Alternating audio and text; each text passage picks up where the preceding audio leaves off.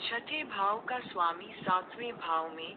छठे भाव का स्वामी प्राकृतिक पापी ग्रह है और सातवें भाव में इसका स्थित होना, जो कि मारक भाव है, वैवाहिक जीवन और जातक के स्वयं के स्वास्थ्य के लिए अच्छा नहीं है।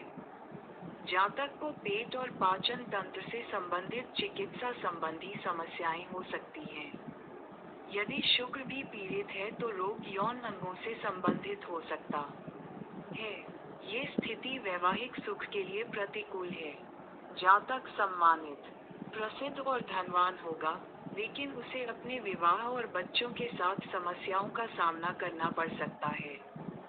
छठे भाव के स्वामी ग्रह की प्रकृति, जब वह सातवें भाव में स्थित होता है, तो परिणाम निर्धारित करने में महत्वपूर्ण भूमिका निभाती है। सूर्य, शनि और राहु जैसे अलगाववादी ग्रहों की भागीदारी अलगाव या तलाक का कारण बन सकती है। सातवें भाव के स्वामी और अन्य ग्रहों की सातवें भाव के संबंध में स्थिति, साथ ही उनकी युति, पहलू, नवमांश और शुभ या अशुभ ग्रहों के साथ संबंध भी परिणाम को प्रभावित करते हैं। सप्तम भाव का स्वामी छठे भाव में, दो विवाह, चचेरे भाई से विवाह, जीवन साथी बीमार रह सकता है, जीवन साथी की मृत्यु या तलाक, कानूनी मुद्दा, चुनौतीपूर्ण वैवाहिक जीवन। सप्तम भाव विवाहित जीवन, विवाह से सुख और यहाँ तक कि जीवन साथी का भी प्रतीक है। जब सप्तम भाव का स्वामी छठे भाव में, अपने भाव से 12वें भाव में स्थित होता है, तो यह उस भाव के महत्व को कम करता है। ये दर्शाता है कि शारीरिक संरचना कमजोर हो सकती है। पत्नी अलग जाति, संस्कृति, देश से हो सकती है या विदेशी संस्कृतियों का पालन कर सकती है। यदि छठा भाव पीड़ित है, तो पत्नी का स्वास्थ्य या विवाहित संबंध खराब होंगे। जातक और उसकी पत्नी के बीच गलतफहमी हो सकती है और वे एक दूसरे पर आरोप लगा सकते हैं और एक दूसरे से दुश्मनी कर सकते हैं।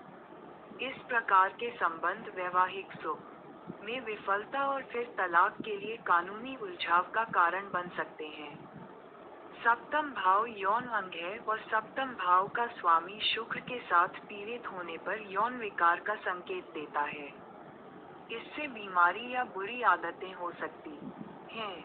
कमजोर शुक्र और कमजोर मंगल यौन शक्तियों की कमी का संकेत देते हैं। सातवां भाव मारक भाव है और सातवां स्वामी मारकेश है। छठवां भाव पापी भाव है। छठे, आठवें या 12वें भाव में स्थित होने पर मारकेश की शक्ति बढ़ जाती है। जातक गंभीर बीमारी से पीड़ित होता है और आमतौर पर यह उसकी शादी के बाद होता है।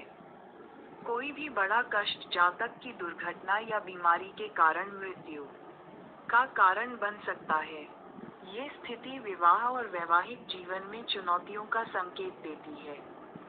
जातक की 2 शादियां हो सकती हैं या वह किसी चचेरे भाई से विवाह कर सकता है। पत्नी बीमार या ईर्ष्यालु हो सकती है, जिससे विवाह में असंतोष हो सकता है। यदि सातवां भाव सूर्य के स्वामित्व में हो और छठे भाव से जुड़ जाए, तो जीवन साथी से अलगाव हो सकता है। पत्नी जातक को अपमानित कर सकती है। ये संयोजन लंबे समय तक चलने वाले मुकदमों और स्वास्थ्य संबंधी समस्याओं को भी जन्म दे सकता है। हालांकि, यदि सातवां स्वामी शुभ ग्रहों से प्रभावित है, तो समय के साथ विवाह और वैवाहिक जीवन में चुनौतियां कम हो सकती हैं।